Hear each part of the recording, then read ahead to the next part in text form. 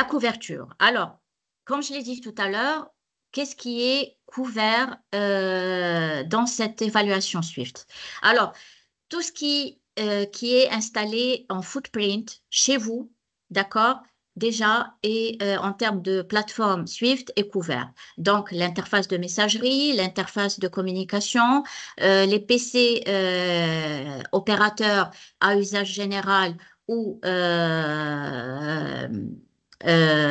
les PC dédiés, d'accord, qui doivent être au niveau de la sonde sécurisée, et les tokens, d'accord? Donc, tout ça est inclus dans le périmètre. Ce qui est hors périmètre, c'est le back-office, donc votre core banking, etc.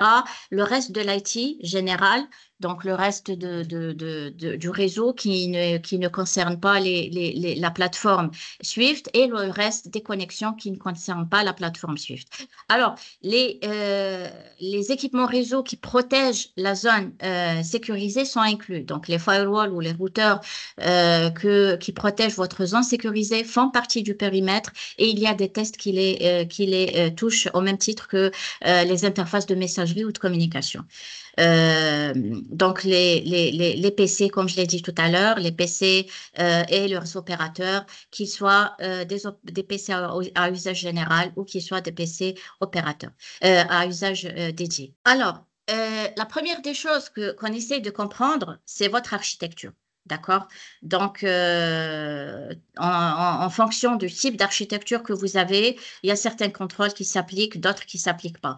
Ce qui, bon, généralement, entre le A1 et le A2, il y a pratiquement tous les contrôles qui s'appliquent. Mais quand on parle d'architecture B, par exemple, où il n'y a pas de footprint, il n'y a rien, il n'y a aucun composant Swift qui est basé en local, il n'y a que les PC et les opérateurs, on est en train de parler de 16 contrôles à peu près. Donc, le nombre de contrôles est très réduit. Alors, comment reconnaître de quel type d'architecture il s'agit pour votre plateforme Swift?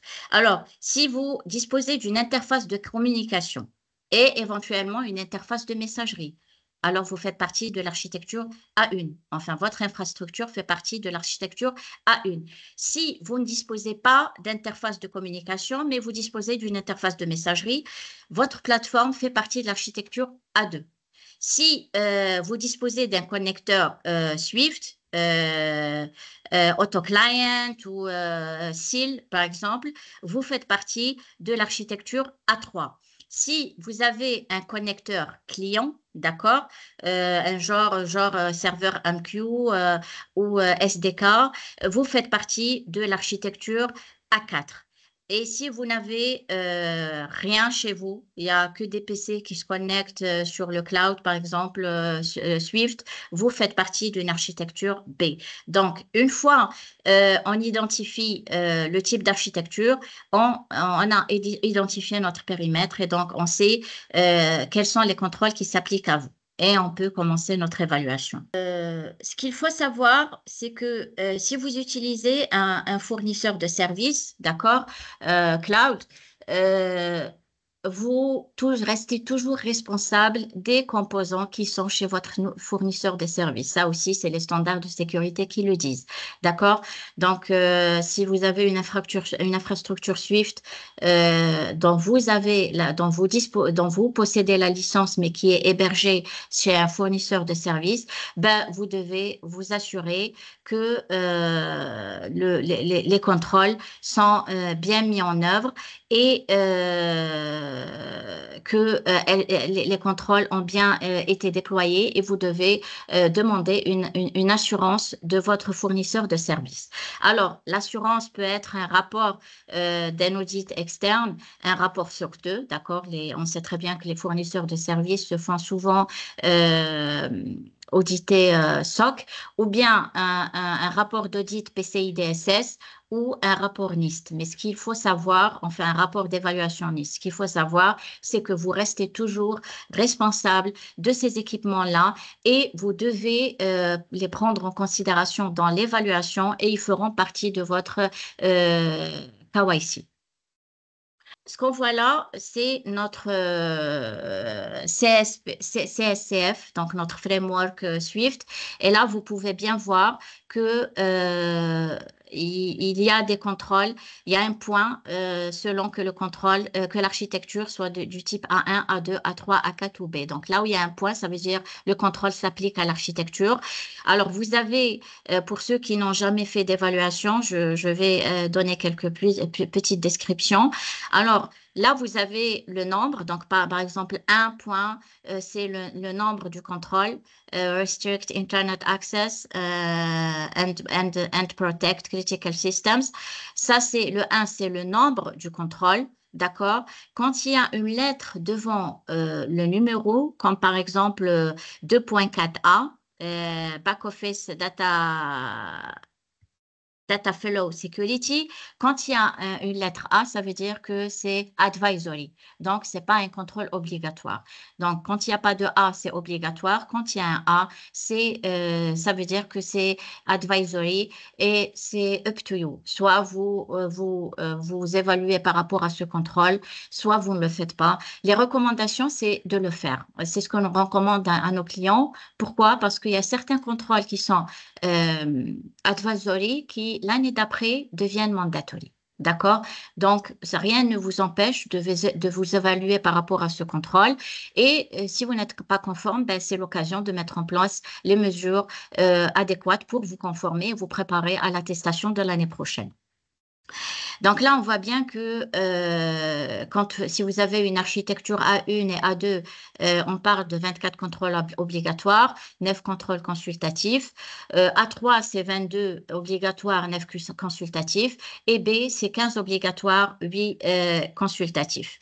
Et en fait, généralement, les clients décident dès le départ, en lançant la consultation ou l'appel d'offres, s'ils veulent juste les contrôles obligatoires ou les deux. Mais nous, comme je l'ai dit tout à l'heure, nous recommandons les deux. Juste idée de vous préparer à votre conformité au cas où le contrôle devient obligatoire. Alors, présentation des contrôles. Là, on va aborder un petit peu l'aperçu du changement. Donc, qu'est-ce qui a changé par rapport à la version 2023?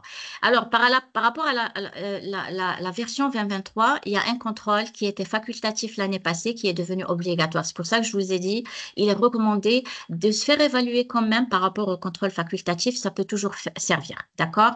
Donc, le contrôle de 8 qui parle des activités critiques externalisées qui devient obligatoire. Et là, parce que Swift a remarqué, a constaté que les banques font de plus en plus appel au service cloud et donc ce contrôle devenait impératif. D'accord? Donc, comme je l'ai dit tout à l'heure, il faut s'assurer que le cloud service provider répond aux objectifs du contrôle, comme je l'ai dit tout à l'heure, et que les composants Swift qui sont hébergés chez lui sont bien protégés. Il y a le contrôle 7.4, évaluation des risques basés sur les scénarios, qui cette année a ajouté une mention qui dit que l'on peut s'appuyer sur le processus existant de gestion des risques. D'accord? Il faut faire la gestion du risque par rapport à la plateforme Swift, donc identifier les menaces, les vulnérabilités et leurs impacts et probabilités, évaluer les risques et les classifier et les traiter. Donc, élaborer un plan de traitement. Et cette année, Swift a précisé que vous pouvez vous appuyer sur le process existant et l'approche existante au niveau de la banque pour l'évaluation du risque. D'accord? Cette année aussi, le contrôle 3.1 relatif à la sécurité physique ajoute une petite recommandation qui concerne la suppression et la suppression des données et la mise en rebut de l'infrastructure. Alors, la version précédente ne l'incluait pas. Cette version, oui. Et ça aussi, ça fait partie des bonnes pratiques de sécurité. C'est-à-dire, avant de mettre en rebut un serveur, un PC, il faut s'assurer qu'il a été supprimé de façon sécurisée et que celui qui a cet équipement entre les mains par la suite, qu'il soit bien intentionné ou mal intentionné, ne soit pas en mesure de lire ces données et de les exploiter à mauvais escient. D'accord? Donc, avoir un bon process de mise en rebut et de suppression sécurisée des données Swift qui restent des données très sensible. D'accord? Après, on a le contrôle 3, sécurisation des systèmes, qui inclut cette année des conseils relatifs à la protection des ports USB. Le contrôle 2.4.1, sécurité des flux de données du back-office. Alors ça, c'est l'échange du flux de données entre le back-office et la plateforme Swift. Donc, ça soit entre le core banking et la plateforme Swift, ou un autre logiciel de paiement et la plateforme Swift. Cette année, Swift a donné plus de précision, plus de recommandations pour vous préparer à ce que ce contrôle devienne obligatoire, et ce contrôle deviendra obligatoire en 2026. Il va pas l'être en 2025, mais Swift a dit il sera obligatoire en 2026. Donc, il faut identifier tous les flux entre votre back-office et votre plateforme Swift. Déjà, commencer à l'identifier et commencer à sécuriser ces flux par du chiffrement et de la cryptographie qui correspond aux bonnes pratiques actuelles.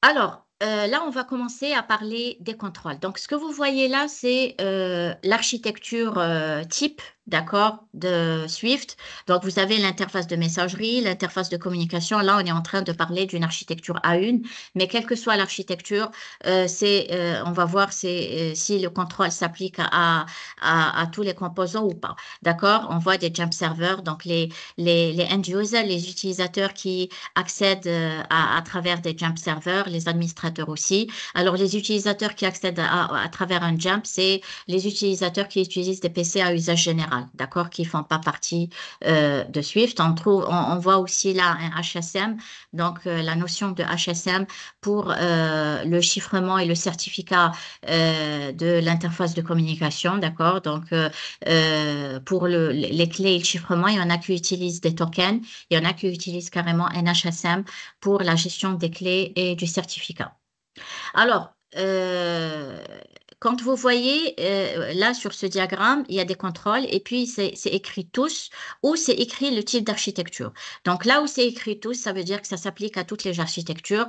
Là où il y a l'architecture, ben, ça s'applique juste à cette architecture. À titre d'exemple, protection de l'environnement Swift, qui dit qu'il faut assurer la protection de l'infrastructure, d'accord? Donc la fameuse zone sécurisée, les fameuses règles de firewall qui permettent d'isoler la zone Swift du reste du réseau, avoir un système d'authentification qui est propre à la zone Swift, donc pour ne pas enregistrer les mots de passe à l'extérieur de la zone et dans un contrôleur de domaine ou un système d'authentification externe qui mettrait à risque toute la zone si jamais il est corrompu. Il s'agit aussi de passer par un jump server quand il s'agit d'opérateurs à usage général. Sinon, si c'est des PC opérateurs dédiés, ben, il faut qu'ils soient localisés à l'intérieur, etc. Alors là, cette exigence s'applique à toutes les architectures A1, A2, A3. Elle ne s'applique pas à la A4, elle ne s'applique pas à AB. La gestion des jetons, donc comme quoi il faut sécuriser les jetons. Quand on ne les utilise pas, il faut les mettre dans un tiroir qui se ferme à clé, sinon dans un coffre, ne jamais les laisser brancher, avoir un inventaire à tout moment des jetons, chez qui ils sont, etc. Révoquer le jeton une fois la personne quitte ou change de poste. Ça s'applique à toutes les architectures qui utilisent un jeton. D'accord? Après, on a le stockage des mots de passe physiques et logiques. Ça s'applique aussi à toutes les architectures. Ça, c'est pour dire que quand vous enregistrez un mot de passe, ben, il faut qu'il soit chiffré. D'accord? Pas question de mettre des post-it ou sur votre ordinateur ou enregistrer votre mot de passe sur un agenda. Donc, priorisez plutôt l'utilisation d'un gestionnaire de mots de passe ou enregistrer électroniquement, mais limitez l'accès et mettez un mot de passe, d'accord, pour sécuriser votre mot de passe. La sécurité physique aussi s'applique à toutes les architectures confondues. La sécurité physique, c'est bien sûr les mesures de physique qu'on connaît, stocker, enfin héberger la plateforme dans un data center qui est sécurisé, d'accord, le système d'accès par badge ou par empreinte digitale, etc. La journalisation des accès, les caméras avec une vue 360 pour voir tout ce qui se passe dans le data center. Etc. Alors, là, on va parler un petit peu de la détection d'intrusion. Donc, il faut mettre en place un IDS, un IPS-IDS, donc pour détecter toute intrusion, remonter les alertes aux bonnes personnes, donc aux personnes en charge de la sécurité pour qu'ils puissent répondre rapidement. Ça aussi, ça s'applique à toutes les architectures qui disposent d'une infrastructure footprint, donc à l'intérieur, pas la B, donc il s'applique à l'architecture A1, A2, A3 et A4. La protection des données de transmission externe, ça s'applique aussi à toutes les architectures de A1 à A4. Ça, c'est pour dire que quand vous faites une extraction des données SWIFT, des données de transaction de SWIFT vers l'extérieur, ben, il faut vous assurer que ces données sont sécurisées, que ce soit pour de la sauvegarde, pour de la business intelligence ou ce que vous voulez. Il faut que cette donnée soit sécurisée, chiffrée pendant la transmission et quand elle est au repos. D'accord? Ça reste des données confidentielles et des données personnelles également parfois. Donc, il faut faire très attention. La sécurité du flux de données interne, donc pour dire qu'il faut garantir l'intégrité des flux de données d'application entre les composants locaux et Swift, d'accord, les échanges entre les différents éléments de Swift et la sécurité des flux entre la plateforme Swift et le back-office, ça aussi. Donc la première exigence de sécuriser les flux entre les données, entre les plateformes, les logiciels Swift s'applique de l'architecture A1 à l'architecture A3 et l'exigence de 4A s'applique à toutes les architectures confondues. Là, on va parler un petit peu de la protection de la plateforme de virtualisation, d'accord? La plateforme, si vous utilisez une plateforme de virtualisation qui héberge vos VM d'infrastructure d'interface de messagerie ou interface de communication, etc., ben, il faut protéger cette plateforme de virtualisation, il faut la durcir, il faut qu'elle fasse l'objet d'analyses de vulnérabilité tous les trimestres, au même titre que tous les restes. Il faut qu'il y ait un cloisonnement entre les VM, donc pour éviter qu'il y ait un saut des contaminations par saut. Donc, il faut séparer le cloisonnement, d'accord, durcir le mot de passe et tout ce qui s'ensuit. Cette architecture s'applique aussi, enfin, cette exigence s'applique à toutes les architectures de A1 à A4. Restriction de l'accès Internet, ben ça s'applique à toutes les architectures confondues, il n'y a pas à dire. Nous connaissons très bien les risques qui sont liés aux accès Internet. Donc, ne jamais accéder à Internet, limiter au maximum l'accès à Internet. Sinon, si vous êtes vraiment obligé d'accéder à Internet pour accéder à une plateforme Swift sur le cloud, ben, il faut vraiment limiter les ACL et les adresses auxquelles vous devez accéder.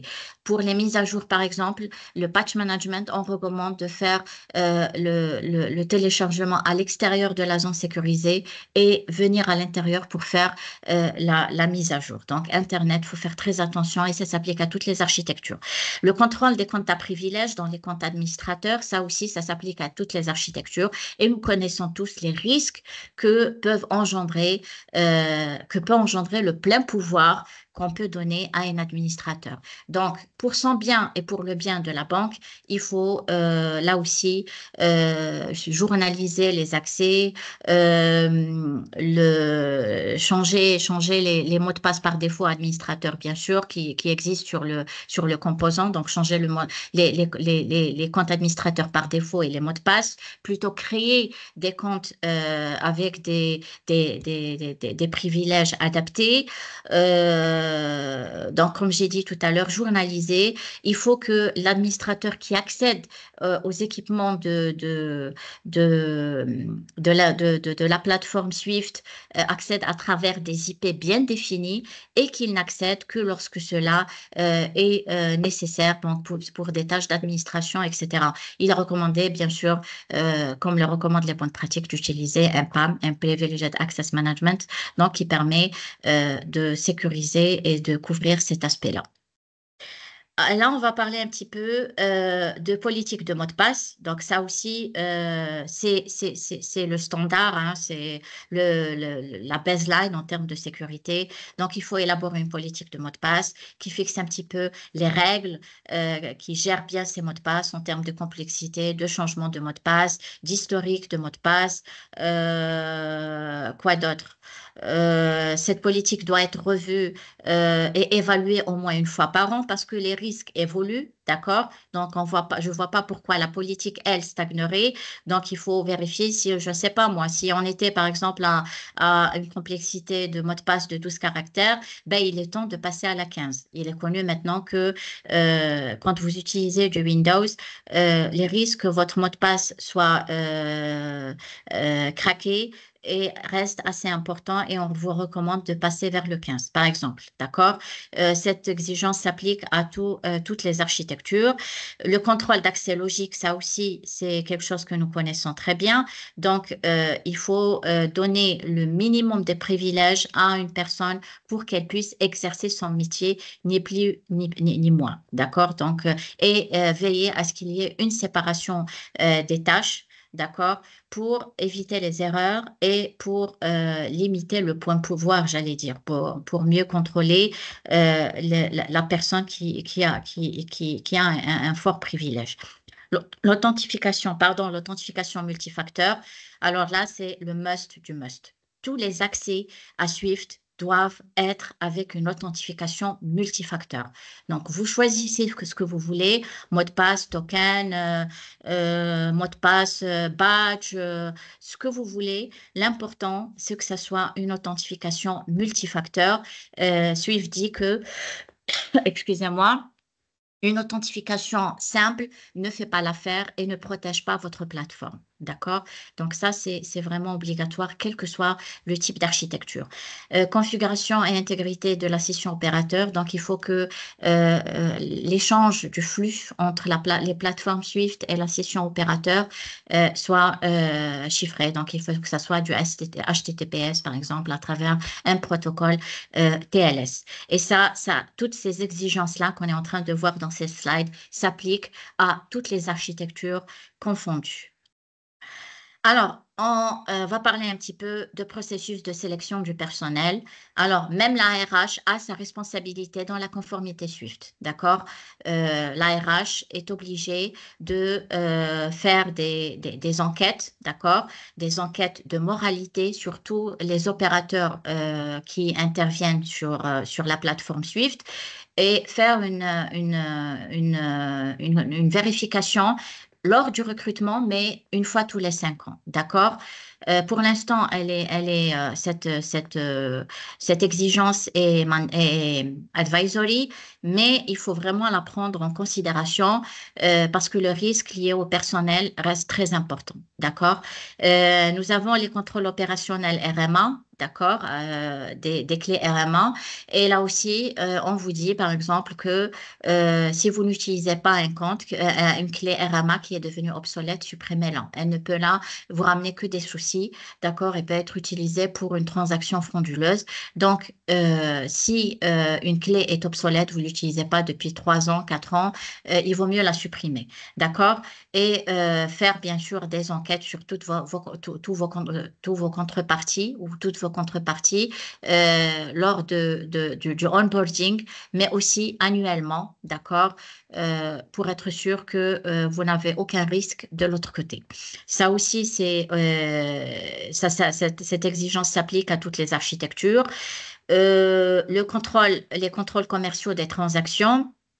Alors, là aussi, Swift est en train de durcir de plus en plus le temps par rapport à cette exigence de neuf et au contrôle commerciaux des transactions. Alors, cette exigence, qu'est-ce qu'elle dit en résumé? Elle dit que tout ce qui se passe en termes de transactions, bien sûr, en dehors du standard, en dehors du normal, ben, il faut le limiter, le contrôler. C'est-à-dire, si il y a des transactions vous faites les transactions pendant les heures ouvrables et les jours ouvrables, donc essayez de limiter et de contrôler les transactions qui se passent à l'extérieur des serveurs ouvrables et à l'extérieur des serveurs ouvrables. Il est connu que les attaquants profitent des jours fériés, des week-ends, du soir, d'accord, là où l'utilisateur n'est pas, comment dire, n'est pas aware ou ne surveille pas, d'accord, pour faire leurs attaques. Donc, essayez de limiter à travers des calendriers. Vous avez la possibilité de mettre des calendriers pour limiter la plage horaire pendant laquelle vous pouvez faire vos transactions. Un autre point, par exemple, faire des contrôles. D'accord? Soit avec vos comptes Nostro, soit avec votre trésorerie, vos rapports de trésorerie. Donc, fin de journée, de préférence des contrôles interjournaliers pour vérifier qu'il n'y a pas une transaction frauduleuse qui s'est glissée dans vos systèmes. D'accord? Si vous vous souvenez, on a parlé de l'histoire du Bangladesh. Ben, l'histoire du Bangladesh, c'était quelqu'un qui avait initié directement la transaction de l'interface de messagerie. D'accord? Donc, faire ce genre de contrôle entre votre plateforme Swift et le back-office, entre votre plateforme Swift et vos comptes Nostro, avec vos contreparties, etc. Donc, il faut essayer de faire au minimum une vérification, de préférence des vérifications interjournalières. Et puis, il y a l'histoire du montant. D'accord? Donc, là aussi, quand il s'agit d'un montant très important et anormalement élevé par rapport à un certain client ou à une certaine banque, ben, il faut faire attention. D'accord? Il faut qu'il y ait une deuxième vérification, une troisième vérification. Et généralement, dans ce genre de situation, les banques procèdent par palier. D'accord? Donc, il y a bien sûr la séparation des tâches, au moins les 4 yeux pour toutes les transactions, mais à partir je ne sais pas, d'un palier de 2 millions de dollars, on va faire un petit peu plus attention. Donc, il va y avoir une vérification d'un supérieur. À partir de 5 millions de dollars, il y aura, ou 10 millions de dollars, une autre vérification. Donc, on ne vous dit pas, ne le faites pas, on vous dit contrôlez et limitez au maximum les risques. Très bien. Maintenant, on passe à la formation. Alors, la formation, tout le monde sait que l'élément interne est l'élément le plus, j'allais dire, le plus fragile, le plus à risque dans une entreprise. D'accord? Donc, il faut vraiment procéder à des sessions de formation des opérateurs. Parfois, quand on fait des audits, on me dit, oui, mais on a fait des formations sur les risques cyber pour leur dire, il ne faut pas écrire vos mots de passe sur un peu de post-it, il ne faut pas les partager. On leur a dit qu'il ne faut pas qu'ils désinstallent l'agent antivirus. On leur dit, par exemple, qu'il ne faut pas qu'ils laissent leur laptop ouvert partout. Oui, mais ce n'est pas suffisant. C'est bon de faire cette formation pour tous les risques cyber, mais ce que recommande Swift en plus, enfin ce que demande et exige Swift en plus, c'est que les opérateurs Swift doivent être informés sur les risques liés à Swift. D'accord? Et là, vous pouvez très bien exploiter la plateforme Swift Smart, d'accord, de Swift. Il suffit juste d'avoir un accès. Donc, vous pouvez créer un accès à vos opérateurs et ils peuvent suivre gratuitement des formations sur tous les risques qui sont liés à Swift. Et ça vous permet même à vous, je ne sais pas à qui je fais face, ça permet au RSSI, au DSI de savoir comment durcir justement, par exemple, et protéger ces interfaces, d'accord? Par exemple, vous allez trouver un guide pour protéger Alliance Access. C'est un document qui va vous montrer comment répondre à chaque exigence et quelles sont les mesures à mettre en place. Donc, SwiftSmart est un outil en or, d'accord, que devrait exploiter tout utilisateur qui a un BIC pour se protéger. Donc, alors, il faut non seulement former et sensibiliser les opérateurs, mais il ne faut pas oublier aussi les administrateurs parce que ces administrateurs-là vont répondre à des incidents de sécurité liés à Swift. Il faut qu'ils soient préparés à leur répondre, mais aussi identifier, détecter. Donc, il faut les former sur comment identifier un incident, comment y répondre, etc. Et ça aussi, vous le trouvez chez Smart, pas besoin de chercher ailleurs. D'accord? À moins que vous voulez des formations certifiantes, etc. Et là, vous pouvez faire appel à des entités externes. Très bien. Alors, maintenant, on va parler un petit peu de l'intégrité des logiciels Swift. Donc, on est en train de parler de Alliance Access, Alliance Gateway et tout ce qui s'ensuit. Donc, des interfaces de communication, de messagerie, des connecteurs Swift. D'accord? Et on vous dit qu'il faut vérifier l'intégrité des applications et agir en fonction du résultat. Donc, c'est très simple. soit vous faites appel aux fonctions qui existent dans Swift. Donc, il y a des fonctionnalités qui existent chez Alliance Access, par exemple, qui vous permet de automatiser la vérification de l'intégrité ou de le faire vous-même. D'accord? Et Swift, je vous dis, il faut le faire au moins une fois par jour.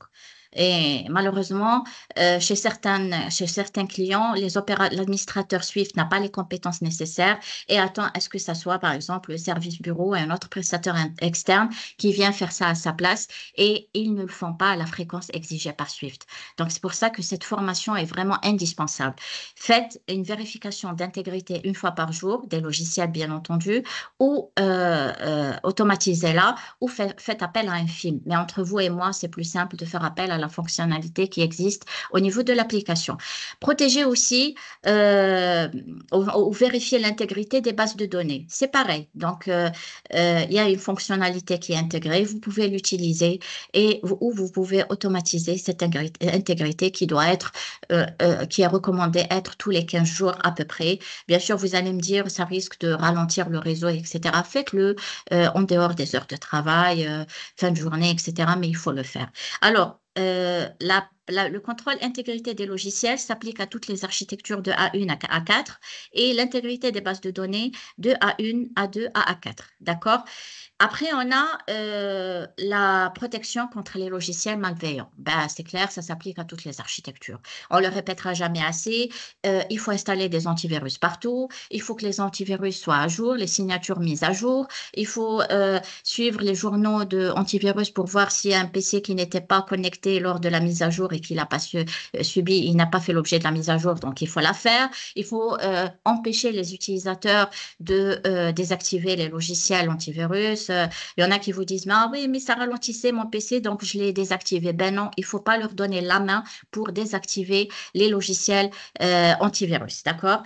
Ça s'applique à toutes les architectures. Il y a la partie journalisation, ça aussi. Si on n'a pas une journalisation et une synchronisation d'horloge de tous les systèmes, ben on sera incapable de faire une enquête après et une investigation après incident pour savoir qu'est-ce qui a été fait, comment ça a été fait, et on ne saura pas comment remédier, et on prendra beaucoup de temps pour remédier à l'incident. Donc, journaliser, tous les journaux de sécurité doivent être mis en place, d'accord? Les mots de passe, la création des comptes, la suppression d'un compte, le changement d'un mot de passe, la ligne de commande, ça c'est très important, la ligne de commande qui est utilisée généralement par les administrateurs doit être aussi journalisée, tous les équipements réseau journalisés, etc. Et comme j'ai dit tout à l'heure, il faut que ça soit synchronisé avec le reste de la plateforme pour pouvoir faire une investigation en bonne et due forme. Là, on va parler de test d'intrusion. Alors, il faut faire un test d'intrusion. D'accord? On ne va pas vous dire faites-le chaque année, même si c'est recommandé, mais faites-le au moins tous les 2 ans. D'accord? Il faut faire un test d'intrusion qui couvre le périmètre Swift, d'accord? Pour identifier vos faiblesses, d'accord? Et vos vulnérabilités et les corriger avant qu'elles soient exploitées par une personne mal intentionnée ou un attaquant, un cyberattaquant. L'évaluation du risque, donc il faut faire une évaluation du risque annuelle, d'accord? Il y en a qui qui écrivent la méthodologie, qui font une évaluation du risque et qui l'oublient. Ils ne la remettent pas à jour après 3 ans, 4 ans, c'est pas normal.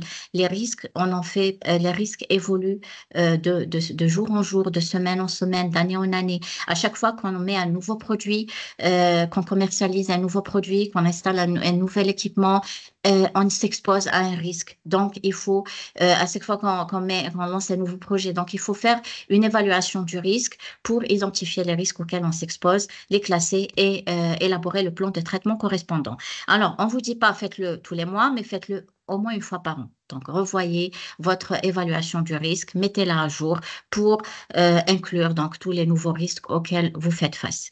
D'accord? Et peut-être qu'il y a une mesure qui existait, qui entre-temps est devenue obsolète, il faut passer à une mesure supplémentaire ou une autre mesure compensatoire. D'accord? Après, on va parler de planification de l'intervention en cas de cyberincident. Donc, il faut être prêt. Nous savons tous que personne n'est à l'abri. Nous pouvons tous faire l'objet d'un incident de sécurité. On peut toujours faire l'objet d'une attaque. L'idée, c'est bien sûr de prévenir ces attaques, donc de mettre en place les mesures nécessaires pour réduire l'impact, mais aussi élaborer un plan de remédiation qui nous permette de répondre rapidement et réduire aussi l'impact qui se fait dans la durée. Donc, élaborez votre plan de réponse aux incidents avec les playbooks les plus pertinents pour vous par rapport à la plateforme Swift et entraînez-vous dessus. Donc, à travers des simulations, des tabletops, il faudrait que vous soyez prêts lorsque il y ait un incident de sécurité.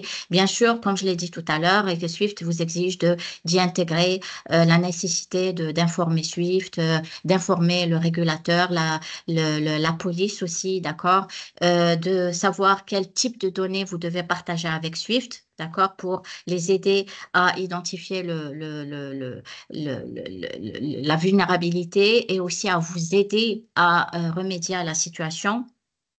Donc, il faut préparer ça à l'avance et comme je l'ai dit tout à l'heure, c'est s'y entraîner et protection des activités critiques externalisées. Donc là aussi, quand vous externalisez pour aller vers le cloud ou aller vers un outsourcing agent, donc un autre agent externe, ben, il faut mettre en mesure enfin veiller à ce que cet agent externe ou ce cloud provider a mis en place les mesures pour vous permettre d'être conforme et de vous fournir une assurance qu'il a bien respecté les exigences par rapport à Swift de ses composants qu'il prend en charge ou qu'il héberge. Bon, merci beaucoup à toutes les personnes présentes. Ben,